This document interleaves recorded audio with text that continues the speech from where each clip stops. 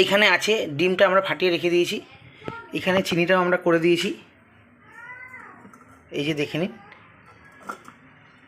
Grind করা আছে। এবারে দুটো একসঙ্গে মেশাবো, মেশানোর পরে পরের স্টেপটা আপনাদের আবার আমরা নেক্সট ভিডিওতে দিচ্ছি। আমাদের গ্রেট করার প্রসেস চালু হয়ে গেছে।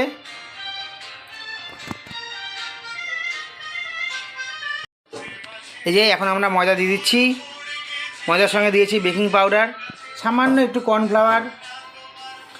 ও ভালো কথা, 1 কাপ ময়দাতে দেবেন হচ্ছে 1 চামচ কর্নফ্লাওয়ার, 1 চামচ বেকিং পাউডার আর 1/2 চামচ বেকিং সোডা। না, বেকিং সোডা না দিলে কিন্তু কেকের স্বাদ আসবে না। তার সঙ্গে ভ্যানিলা এসেন্স 1 চামচ ভ্যানিলা অবশ্যই দেবেন।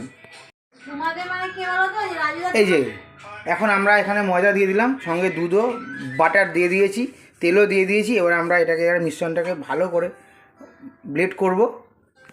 তার সঙ্গে এখন চলছে সুন্দর একটা গান, খুব সুন্দর মিউজিক। গানটা মনে হয় এখন বন্ধ হয়ে গেছে।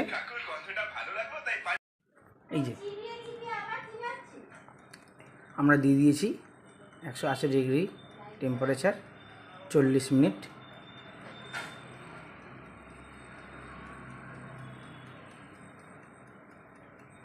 এই যে আমরা ব্যাটার করে ফেলেছি,